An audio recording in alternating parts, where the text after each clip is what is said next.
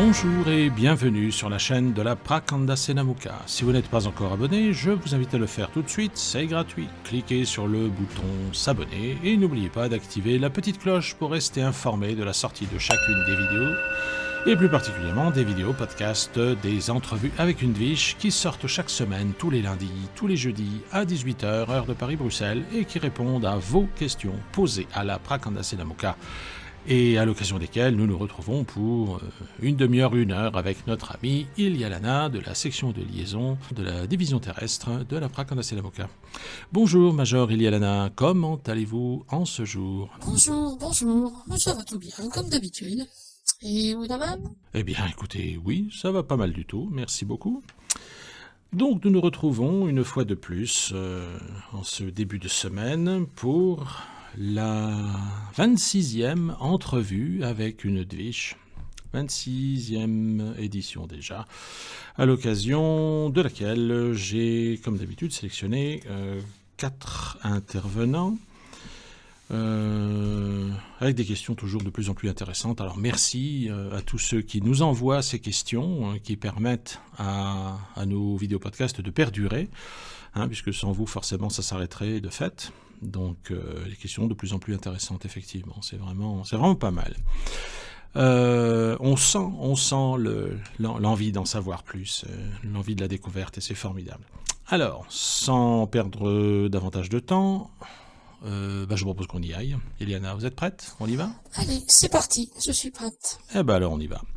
Je rappelle que ces questions sont chaque fois un défi pour Eliana parce que je ne lui transmets rien avant qu'on ne se retrouve. Elle jette un œil comme ça en vitesse, mais c'est, on va dire, de l'improvisation quelque part. C'est vraiment comme ça, à brûle pour point.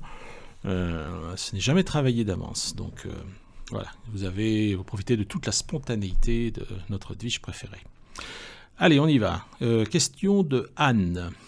Il semblerait, au travers de l'écoute de vos dialogues, que vous soyez déjà intervenu dans d'autres mondes ou planètes. Je ne sais. Là, on parle évidemment d'Ilya Lana, de la Prakandasena Mukha, bien sûr. Qu'en est-il aujourd'hui de vos interventions? Ces mondes ont-ils récupéré leur liberté et vivent-ils aujourd'hui en totale autonomie et indépendance? Et j'ajouterais paix, amour et liberté.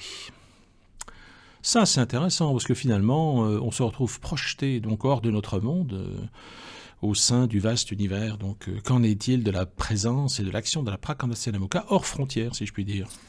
Alors oui, c'est vrai que ça élargit le champ de la perspective, quand même.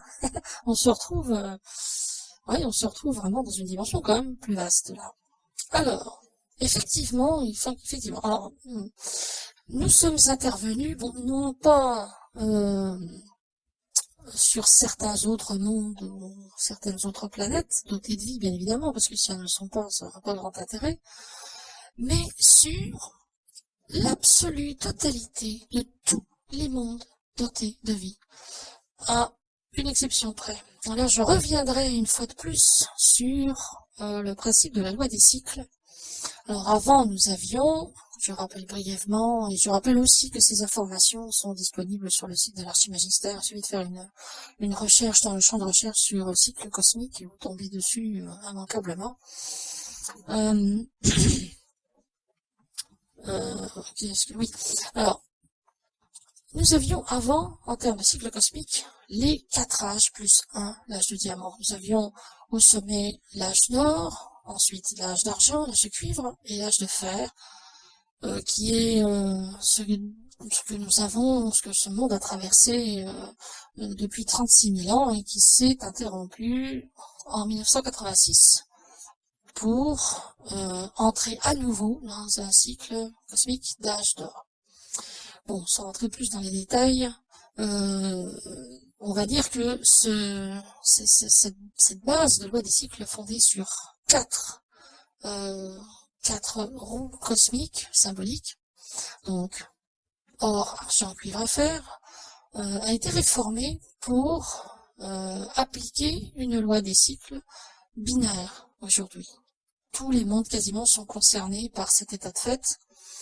Excusez-moi de Euh, vous interrompre, Iliana. Est-ce que vous êtes sûr que vous abordez le bon sujet? Parce que là, on parle de votre intervention sur les autres mondes et pas sur la loi des cycles. et- C'est normal? mais oui, c'est tout à fait normal, absolument. Je plante le décor, hein, parce que je veux introduire une exception. Il faut que je parle du contexte qui désigne cette exception. Donc, bon. Donc je reprends. Cette loi des 4 cycles a été amendée en une loi équivalente, mais enfin, plus ou moins à 2 cycles, à savoir les âges d'or, orthodole, et les âges sombres.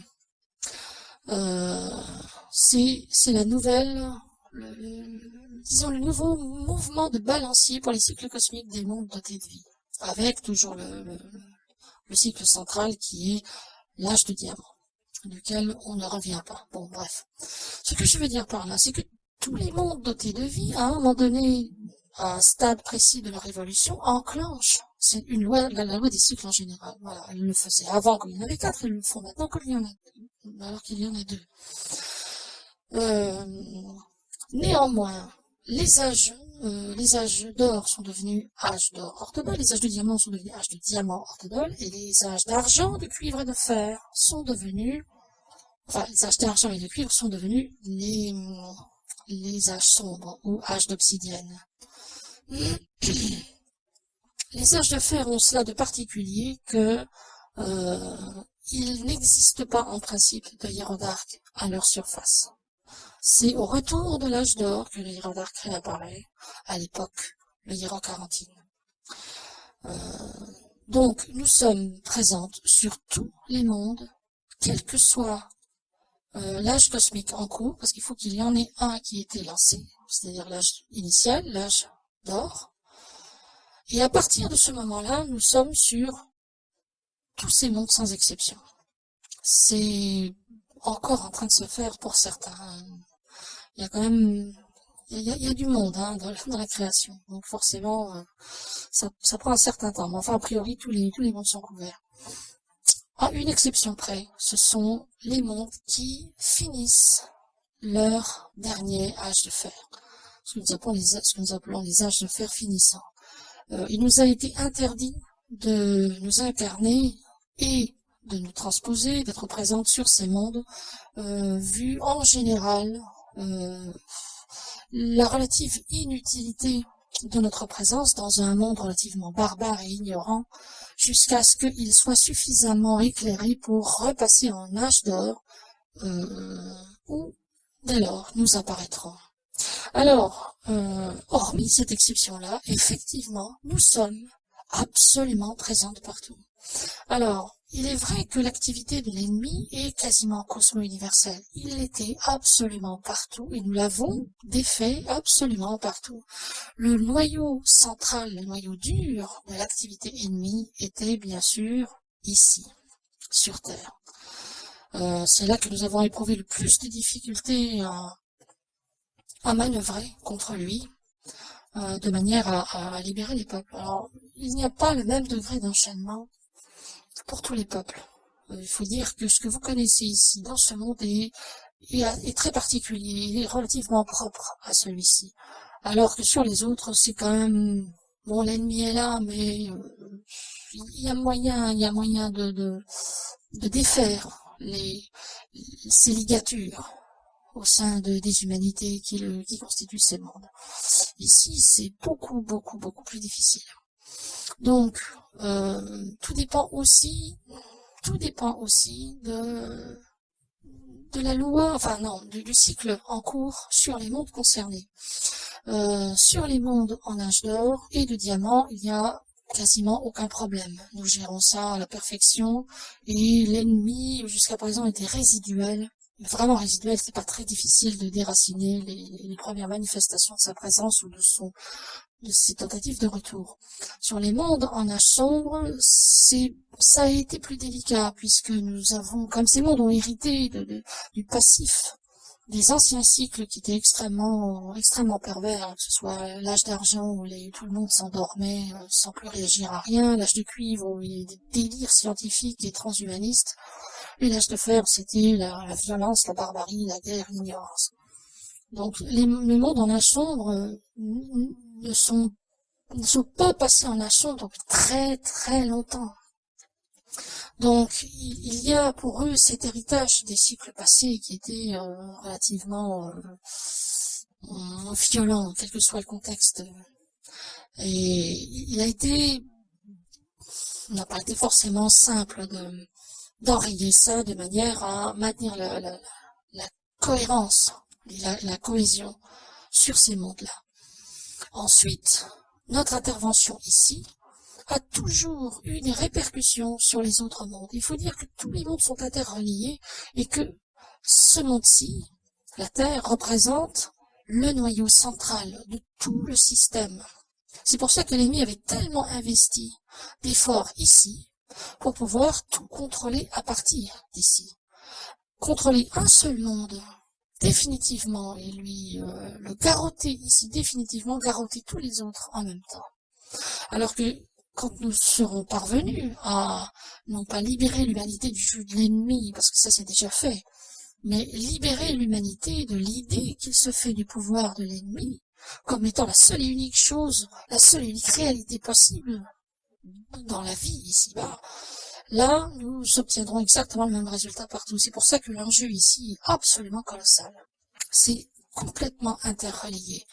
Donc, toutes nos actions ici se répercutent de proche en proche, de manière directe ou indirecte, sur les autres mondes que nous occupons et sur lesquels nous faisons valoir les lois orthodoles qui désormais président sur tous les mondes de vie, quel que soit leur cycle en cours.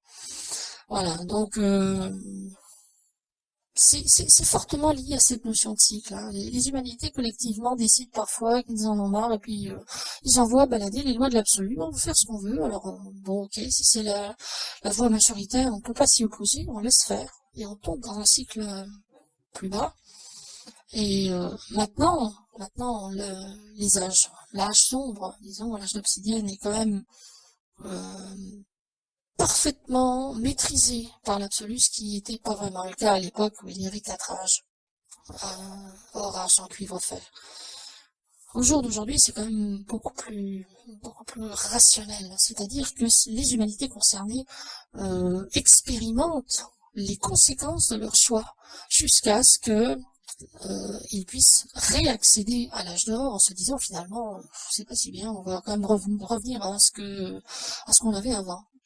Et toutes les conséquences liées de ces mauvais choix sont gérées de manière relativement parfaite par la présence de l'absolu en le Hiérodarque sur place sur ces mondes-là, de manière à éviter un dérapage de ces conséquences et une perte de contrôle de ces conséquences, un enflement karmique délirant comme on l'a vu sur Terre durant l'âge de fer notamment, des exactions complètement une ingérence systématique sur les mondes plus faibles pour les piller et les mettre en esclavage. Enfin, quand on fait le bilan de ce qu'on a connu, ça a été un délire hallucinant. Heureusement, tout ça est en train de se réharmoniser. On reprend le contrôle en harmonisant la balance lumière-ombre, parce que c'est vrai que c'est interdépendant et l'un est plus ou moins indispensable à l'autre, mais dans une logique rationnelle et d'équilibre constant et non plus de tentative de déséquilibre absolu en faveur des ténèbres les plus crasseuses possibles et imaginables. Donc, on va dire que oui, sur les autres mondes, ça se passe relativement bien et ça se passera définitivement relativement bien dès lors que ici, ça se passera de manière correcte. Ce à quoi nous sommes en train de travailler actuellement. Eh bien, ça fait aborder beaucoup de notions différentes en relativement peu de temps. On vous sent un peu hésitante dans le discours.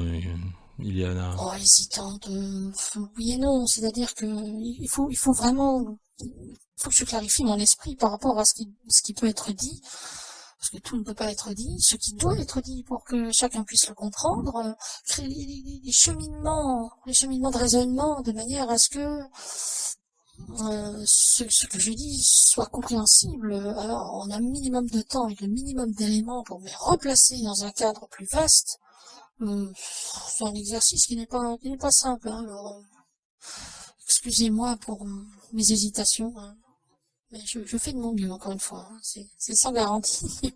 Je fais de mon mieux.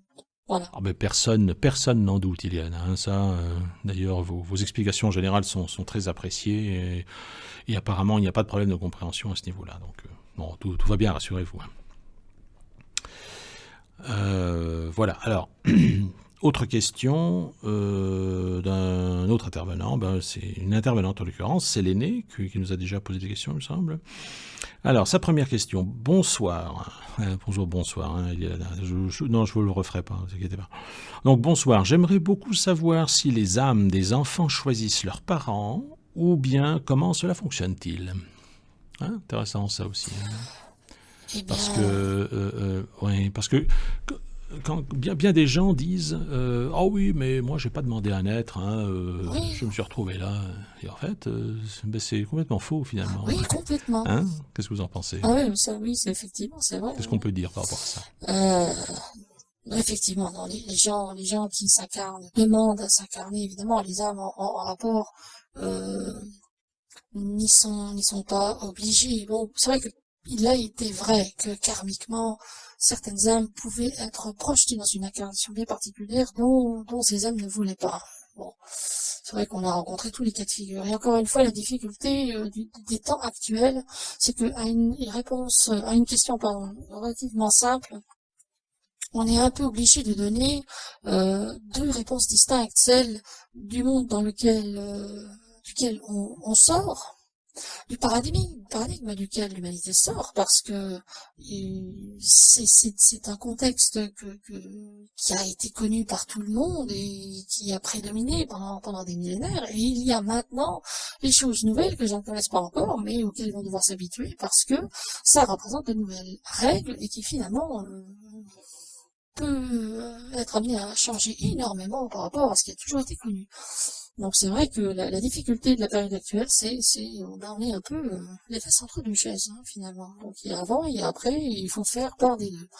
Donc là, en l'occurrence, concernant le choix des parents par les enfants, les âmes qui s'incarnent nouvellement, oui, effectivement, c'est vrai que ça a toujours été relativement présent, ça. Quand les âmes pouvaient se manifester, enfin pouvaient exprimer leur choix, et si leur choix pouvait être entendu d'une manière ou d'une autre, s'ils n'avaient pas un karma qui s'opposait à ce choix, etc. Mais dans les conditions un peu normales, effectivement, les âmes ont toujours choisi leurs parents, ça c'est clair, hein, en les influençant un petit peu par rapport au cadre dans lequel ils voulaient être accueillis, etc. Et ce sera d'autant plus vrai désormais.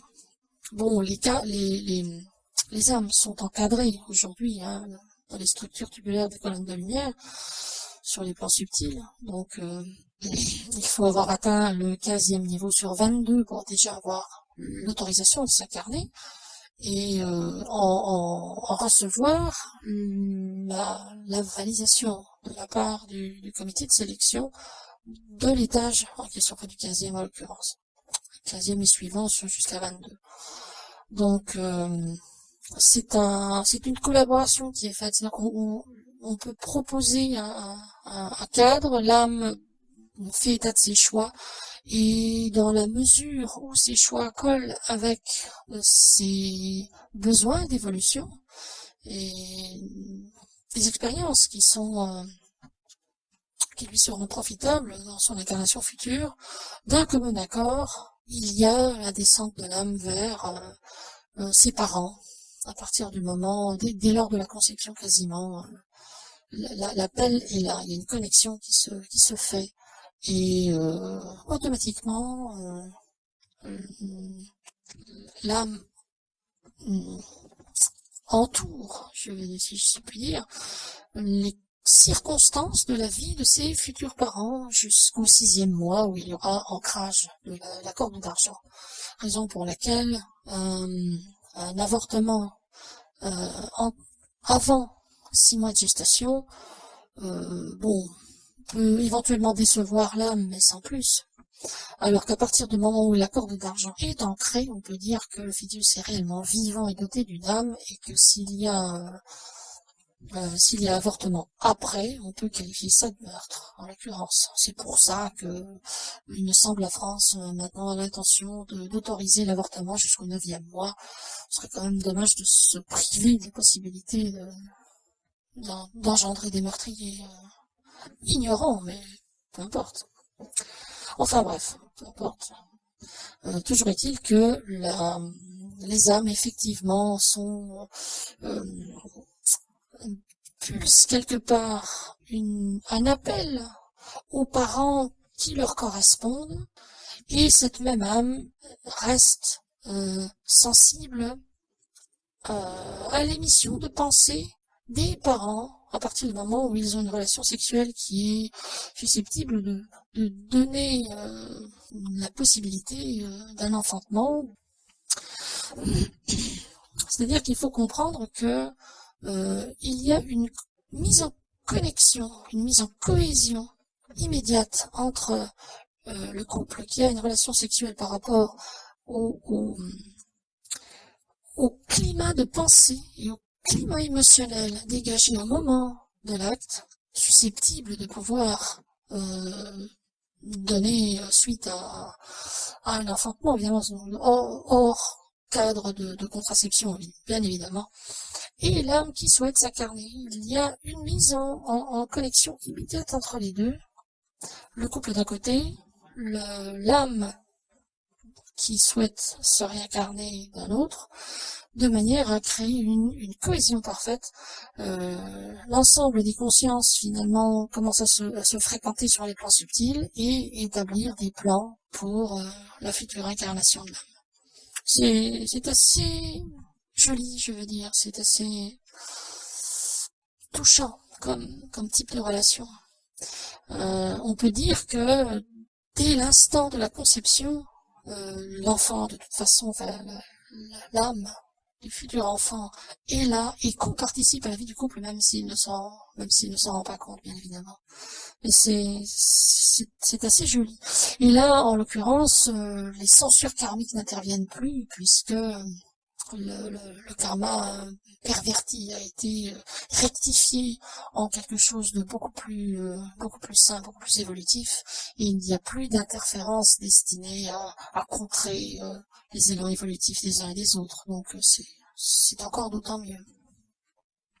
Voilà.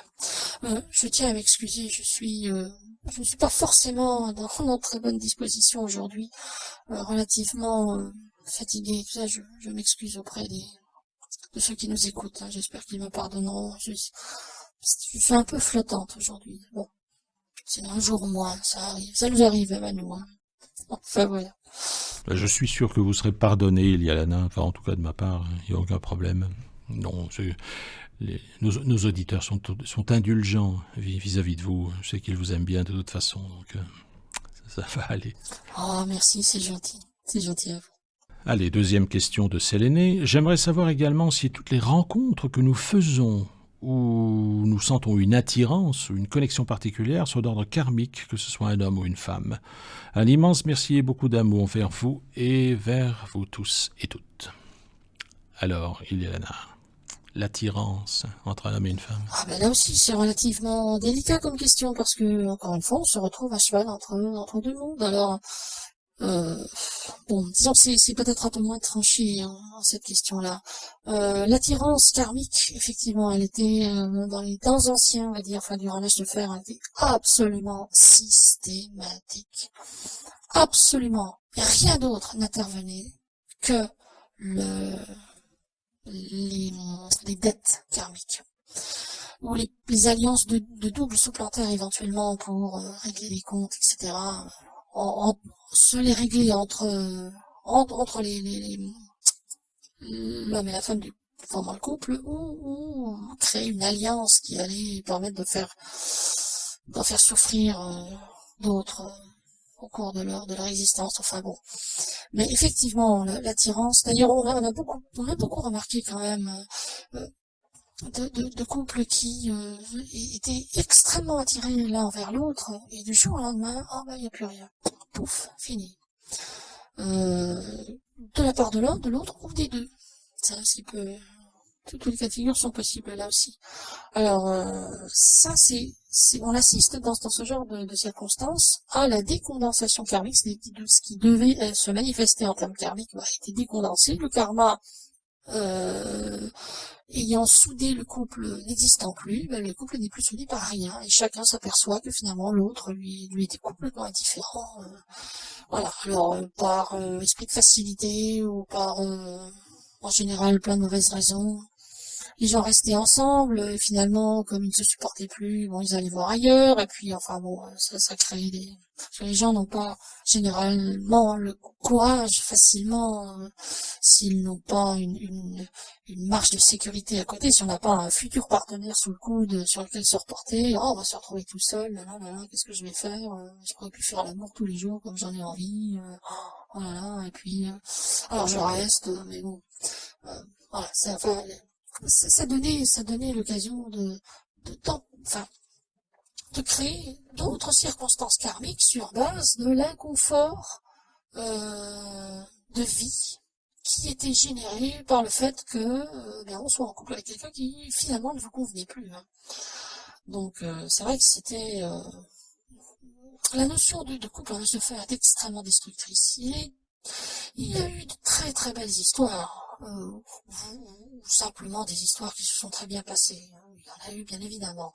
Mais, honnêtement, en termes de proportion, sur le nombre de couples ayant pu se former en âge de fer, je vous garantis que le nombre d'entre eux qui se sont révélés harmonieux est absolument infime. Alors, c'est encore un peu le cas aujourd'hui. C'est encore un peu le cas aujourd'hui parce que les mentalités n'ont pas véritablement changé. Elles sont en cours d'évolution. Le nouveau paradigme influe assez puissamment sur la conscience des gens, la conscience collective et la conscience individuelle des gens, mais elle n'est pas déterminante encore. Cette conscience du nouveau paradigme. Elle n'est pas encore suffisamment déterminante dans la vie, dans le quotidien des gens, pour que ça puisse représenter une influence suffisamment forte pour dégager les gens de l'influence karmique. D'autant plus que les dettes karmiques remontent parfois très loin et que les gens n'ont pas appris à s'affranchir de ce diktat karmique. Ils pourraient, je prends l'exemple simplement du Rénit par exemple, cette méthode est faite pour ça, entre autres, hein. Et il y aurait moyen de s'affranchir d'énormément de choses. Mais bon, faut-il le connaître, faut-il avoir envie de le mettre en pratique, faut-il ne pas être trop à l'écoute de son double supplantaire qui donne toujours le bon conseil d'arrêter parce que ça sert à rien, ou bien de faire suivre une idée qui finalement écartera la personne de sa pratique au quotidien. Enfin bon, bref, là aussi on a tous les cas de figure. Donc c'est vrai que cette imprégnation karmique, elle est là, et les gens n'ont pas encore eu l'habitude de se fier à autre chose que cette influence qui est omniprésente chez un peu tout le monde. C'est différemment géré, mais c'est là quand même. Donc les gens ont tendance à se laisser captiver par le chant des sirènes karmiques face à Pierre, Paul, Jacques ou Pierrette, Paulette et Jacqueline, de manière à créer des couples sur base de choses qui ne devraient pas exister. Mais on va quand même vers quelque chose de beaucoup plus libre, beaucoup plus franc de ce genre d'influence, et en l'occurrence, on va quand même très vite parvenir à une situation où nous aurons des couples formés sur base de l'attirance entre le soi suprême en soi, l'absolu en soi, face à l'absolu en l'autre, qui rencontre une possibilité de miscibilité, de complémentarité vertueuse qui rendra la vie des gens formant des couples beaucoup plus harmonieuses et beaucoup plus agréables, évidemment. Donc c'est pas encore tout à fait, mais on y arrive à grands pas.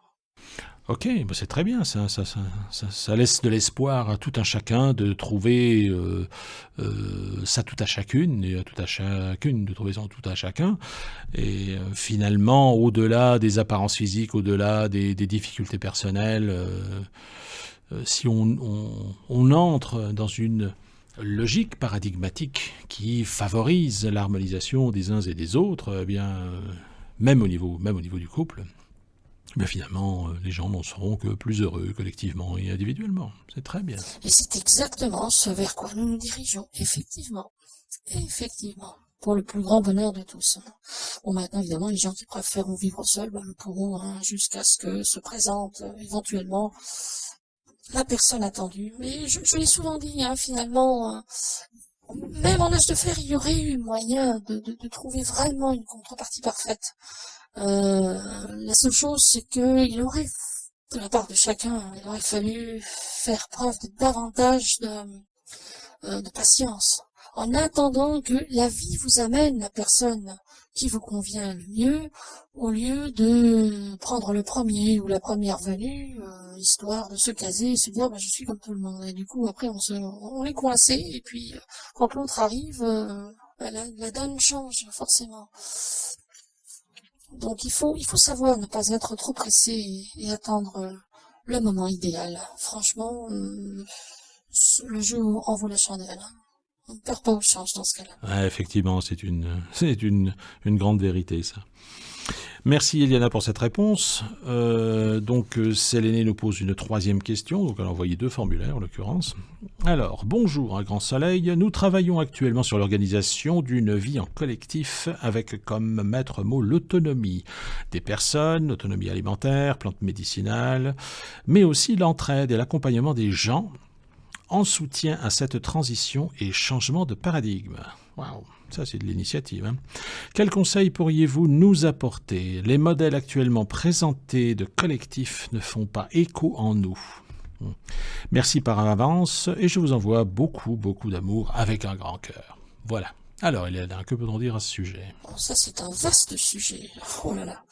Vaste sujet et... Ouais, pas simple. Hein. Quels conseils pourrions-nous vous apporter? Alors évidemment, les modèles actuels, non forcément, hein, puisqu'ils sont mentaux, ils sont inspirés de la logique de l'ancien paradigme duquel vous souhaitez sortir, forcément, c'est pas évident.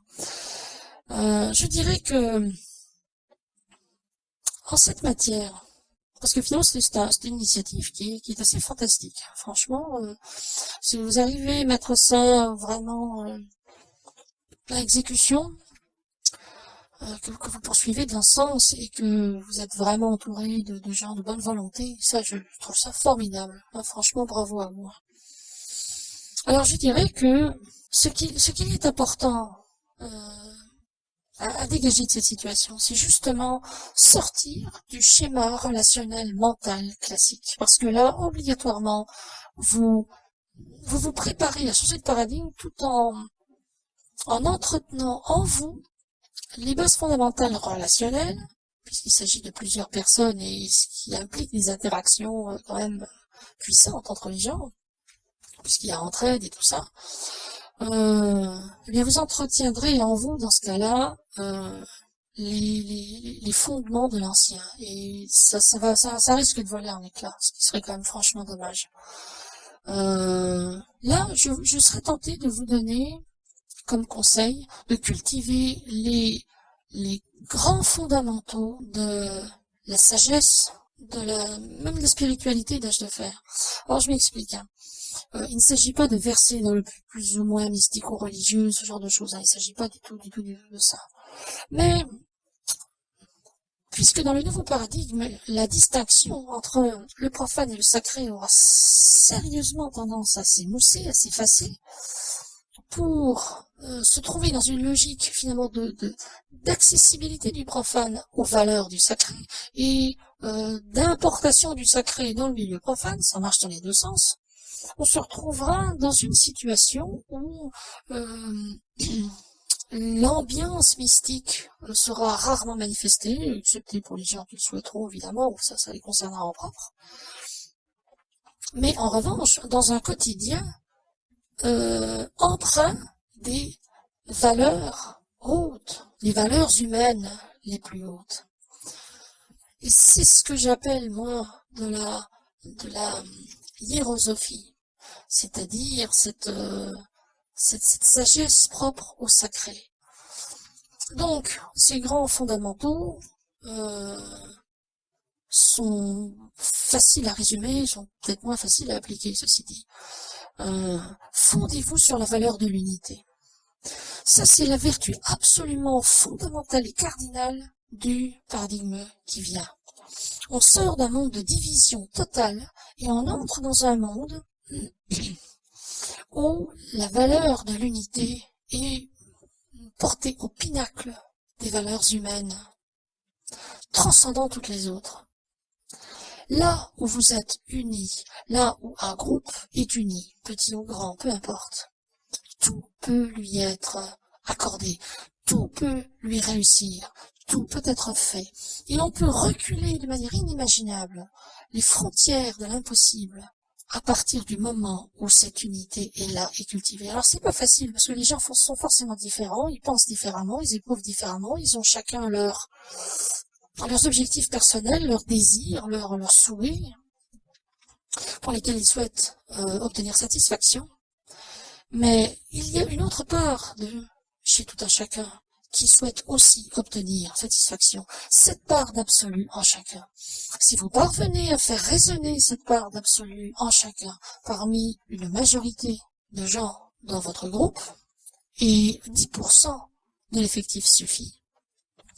10% de l'effectif suffisent. Je crois que c'est un pluriel.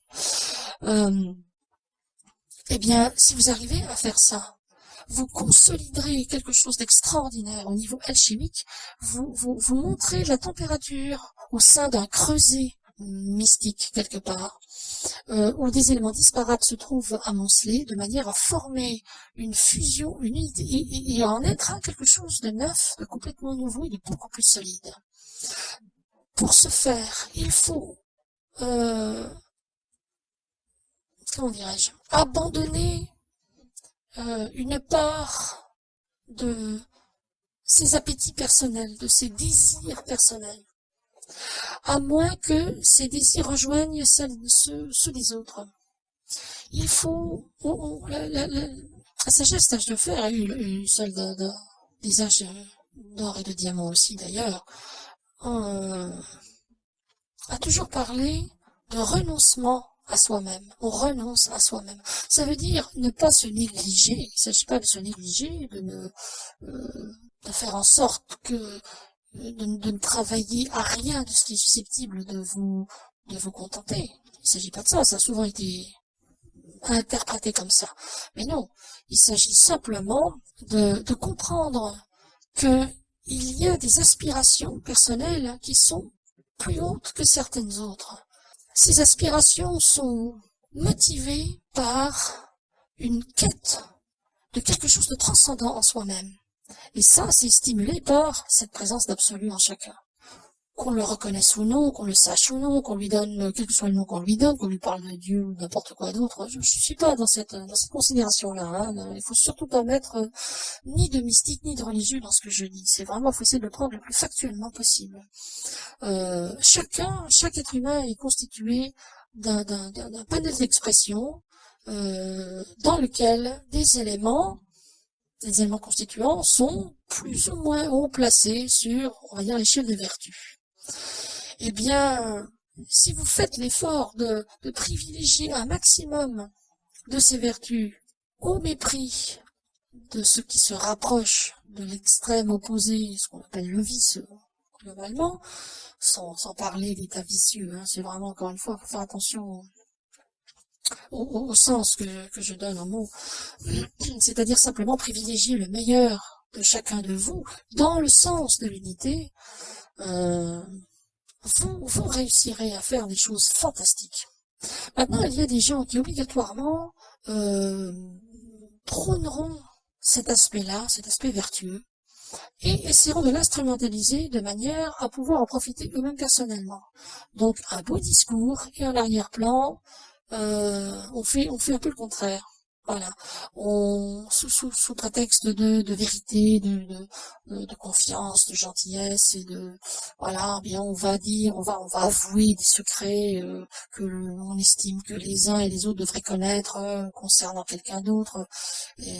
Mais bon, on dit ça pour le bien de chacun, évidemment. Et là, on entre dans ce qu'on appelle la zone grise. C'est oui mais, voilà, on dit qu'il faut bien faire et puis on essaye de bien faire, mais en fait, en contrepartie, on le voit un petit peu, tout ça pour tirer la couverture à soi-même, etc. Ça, on peut difficilement l'empêcher à partir du moment où des groupes sont constitués. La seule chose, c'est que il faut bien avoir conscience que si les gens qui constituent votre groupe, si tous ces gens partagent cet idéal, il y a des gens qui sont, disons, je dois faire très attention aux termes que j'emploie. Oh là là là là. Disons qu'il y a des gens qui sont peut-être moins sincères que d'autres, attirés par d'autres intérêts que la valeur réelle collective du projet, et peut-être un peu plus par le côté par lequel ils pourraient éventuellement en profiter personnellement. Là, c'est vrai qu'il faut savoir être relativement sélectif quant aux gens qui constituent les groupes auxquels on se lie. Ce n'est pas facile. Si effectivement votre groupe est constitué d'une majorité de gens vraiment bien, vraiment, au moins 10%, les autres seront obligés de s'aligner à partir du moment où ce 10% entretiendra véritablement un climat d'unité, c'est-à-dire avec l'image est pas forcément bonne parce que l'ennemi le fait aussi à sa manière, mais c'est quand même parlant. Cultivant un esprit de ruche. Une abeille, elle pense pas à sa pomme personnellement. Pour elle, elle est dans le service de l'intérêt de la ruche. Et la ruche, dans son ensemble, prend soin de chacun individuellement, de manière à pouvoir générer une cohésion parfaite. C'est un peu dans cet esprit-là qu'il faut le concevoir. Si les gens qui constituent votre groupe ne sont pas capables de parvenir à ce type de pensée, où c'est moi je suis d'accord, mais c'est moi d'abord, que ce soit exprimé ou non, ça ne marchera pas. En tout cas, si la proportion est trop importante, si la proportion de ce type de pensée est trop importante sur le nombre de gens qui constituent ce groupe, ça ne fonctionnera pas.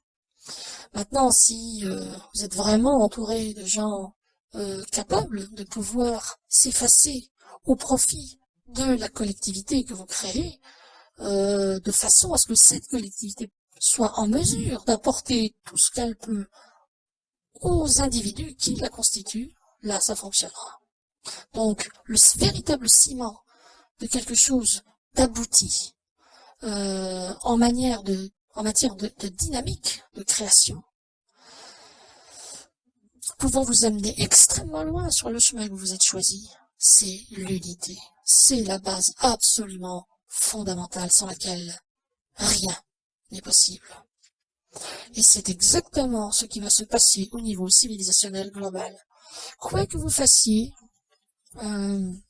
ce sera toujours obligatoirement une réplique en plus petit d'un groupe plus grand. Et le groupe le plus grand, c'est la civilisation humaine qui, elle, sera fondée sur ces principes-là. Et ceux qui ne seront pas capables de s'y maintenir dans le bon esprit ne pourront pas s'y maintenir tout court. Voilà. Donc, je pense que la meilleure chose à faire est de se mettre en cohésion avec ce nouveau paradigme. Alors, il y a différentes règles, effectivement, mais si vous cultivez ce sens de l'unité, je vous certifie que tout le reste sera aplani et que vous irez extrêmement loin. Rappelez-vous, 10% seulement, si 10% des gens qui constituent le groupe que vous avez constitué sont capables de ça, ils mèneront tous les autres à bon port. Ça, c'est intéressant. Vous venez de donner la recette, finalement, que ce soit, quel que soit le groupe, même pour les couples, puisque on en parlait tout à l'heure. La recette de la vie en commun, finalement, une vie ensemble. Ah ben oui, c'est exactement ça, hein. Ça a toujours été le cas. C'est une recette qui ne peut pas ne pas fonctionner.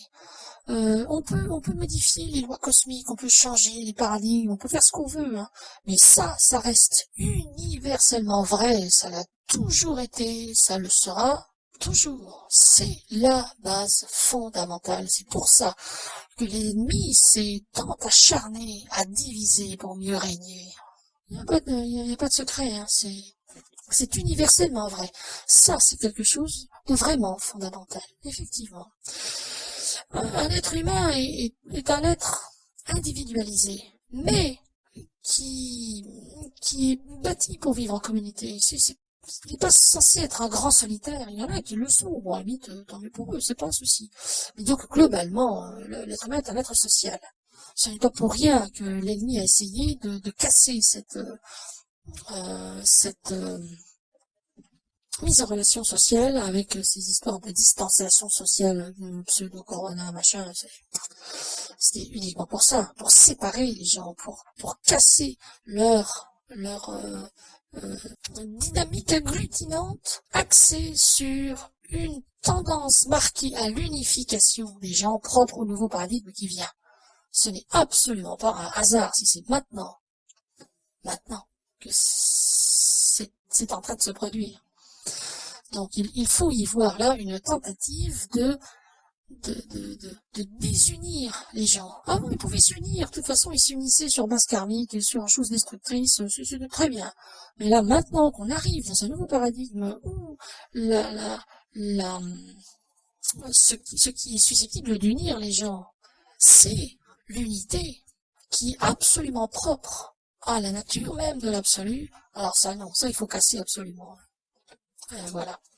Ah ouais, c'est intéressant. Cette faculté de mettre en corrélation des éléments qui ne sont pas censés être liés et qui font émerger dans l'esprit finalement cette perceptibilité des liens qui, et bien finalement, qui unissent les événements a priori disparates et on sent la trame logique derrière tout ça. C'est quand même chapeau, hein, Eliana. Ouais, votre réputation chez nos auditeurs n'est pas surfaite, hein, quand même. Oh, c'est toujours aussi flatteur. Hein. Toujours aussi flatteur. Oh, bah, peut-être si vous le dites, mais toujours aussi honnête dans mes flatteries alors. Bon voilà, donc la dernière question de Séléné, et on en arrive à la dernière question de cette 26e entrevue avec une biche. Question qui nous est posée par Nilari. Alors, qui nous dit ceci. Bonjour à vous tous, bonjour Iliana et merci pour toutes ces réponses claires, précieuses et passionnantes que vous développez à merveille à chaque fois, vous voyez, hein, avec un grand sourire. Alors, serait-ce possible de parler de la maladie un peu plus que dans le podcast numéro 8 ? Les pensées sont-elles toujours à l'origine de la maladie, que ce soit du rhume à la grippe, du diabète, un cancer ou la maladie de Charcot par exemple ? Gratitude infinie, grand sourire. Ça, la maladie... C'était assez énorme hein, comme sujet. Est-ce que vous pensez pouvoir l'aborder aussi rapidement ? J'avoue ne plus très bien me souvenir de ce qui était dit dans la vidéo podcast 8. Vous en pensez quoi ? Il y a moyen ou on reporte ? Oh bah non, la question est posée, maintenant il faut répondre. Hein. C'est un peu comme quand le vin est tiré, il faut le boire. Hein. Je suis pas grand spécialiste du buvage de vin, enfin, je connais l'expression. Donc bon, ouais, c'est vrai que c'est quand même assez énorme. Alors, je vais essayer de faire une synthèse de tout ça. D'abord, les maladies citées, là encore une fois, hein, que ce soit bon le rhume à la limite, la grippe, cancer, maladie de Charcot, qui est une horreur, hein, ça. La maladie dont était atteint Stephen Hawking, hein, le physicien. Alors, disons que ces maladies-là sont relativement propres à l'âge de fer. Encore une fois, on est dans cet intervalle de temps entre le monde d'avant et le monde d'après. Dans le futur, toutes ces maladies disparaîtront, ne serait-ce que par le fait qu'elles seront perçues de manière différente qu'elles l'ont été jusqu'à présent. Oui, enfin, karmiques, pas forcément. Toutes les maladies ne sont pas karmiques, bien que elles soient issues des pensées et que les pensées finalement génèrent du karma, etc. Enfin, tout est intriqué. Hein. On peut difficilement séparer les choses comme ça. Donc, je dirais que les pensées sont quand même à l'origine de la maladie, simplement parce que la pensée identifie le phénomène à ce qu'on appelle une maladie. Mais une maladie, c'est quoi? C'est simplement une phase de correction. C'est une phase de correction. À partir du moment où on se trouve dans une logique de pensée, effectivement, on y revient, pensée ou émotion, ou les deux, c'est encore plus puissant. Automatiquement, il y a adaptation de la réalité à cette pensée et cette émotion, ou oui, émotion. Obligatoirement.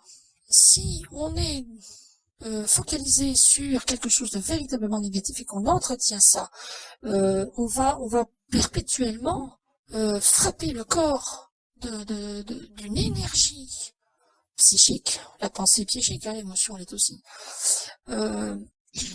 dont le corps va devoir se défendre. Si on est perpétuellement,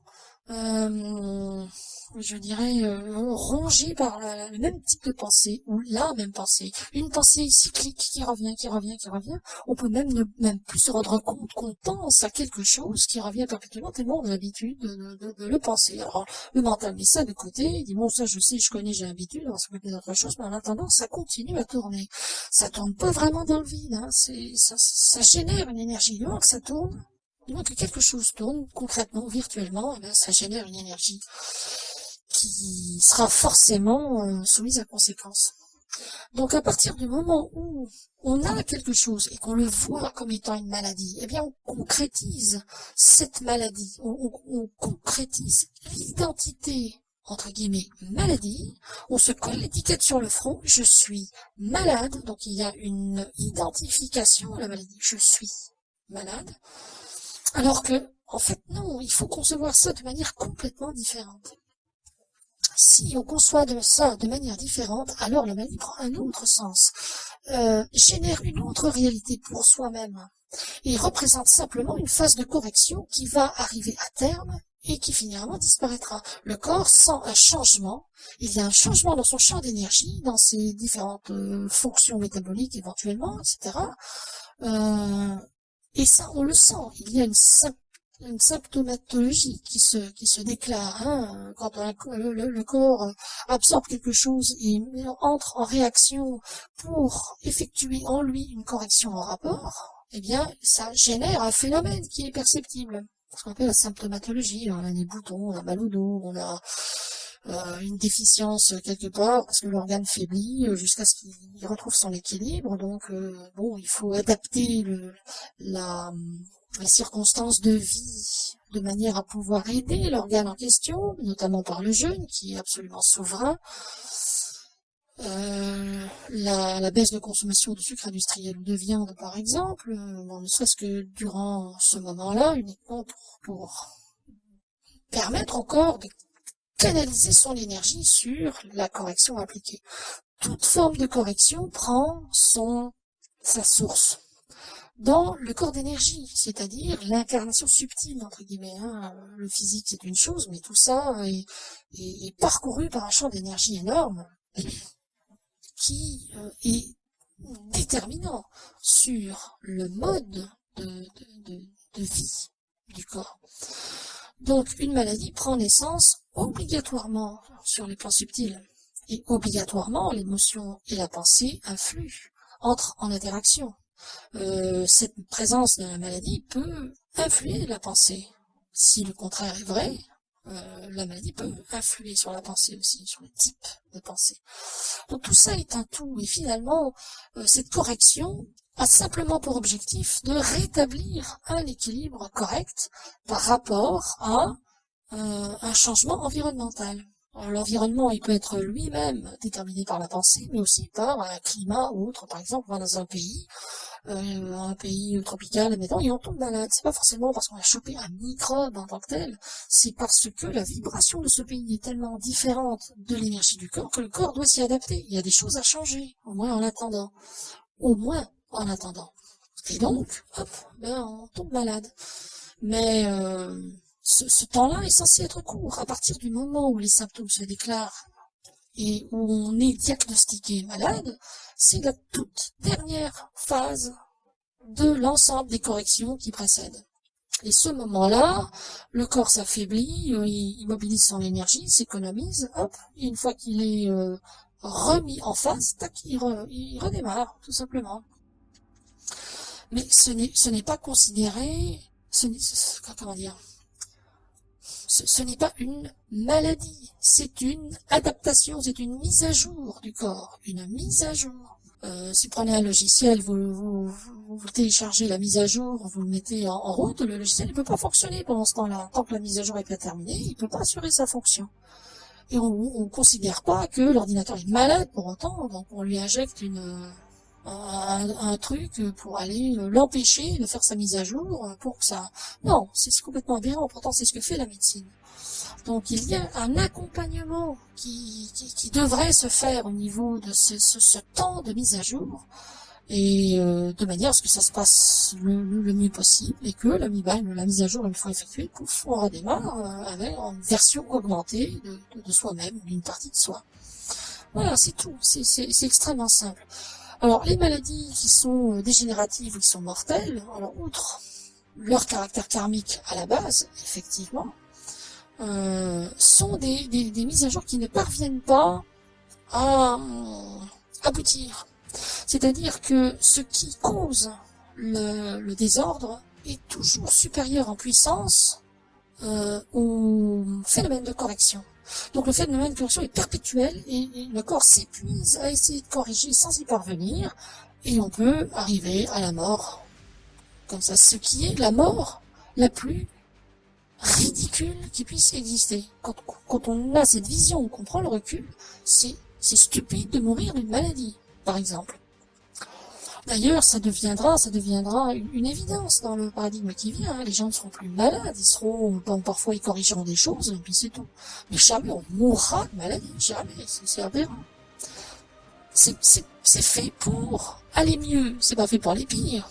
Mais il faut que ce soit bien géré, forcément. Il faut que la médecine aussi ne mette pas un pied dans la fourmilière éternellement en se disant que ça va régler tous les problèmes. Enfin, la médecine, on va dire la pharmacologie, puisque l'industrie est derrière et entend bien ramener de l'argent. C'est même pas la médecine. La médecine a été prise en otage, a été détournée de la science médicale par les laboratoires pour pouvoir vendre des médicaments. Ils sont pas multimilliardaires pour rien, quand même. Donc voilà. Alors je sais pas si je réponds vraiment à la question, si j'approfondis ou pas.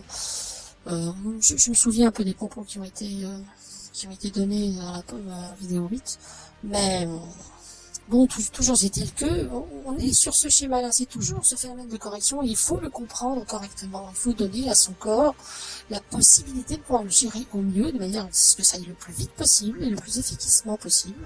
C'est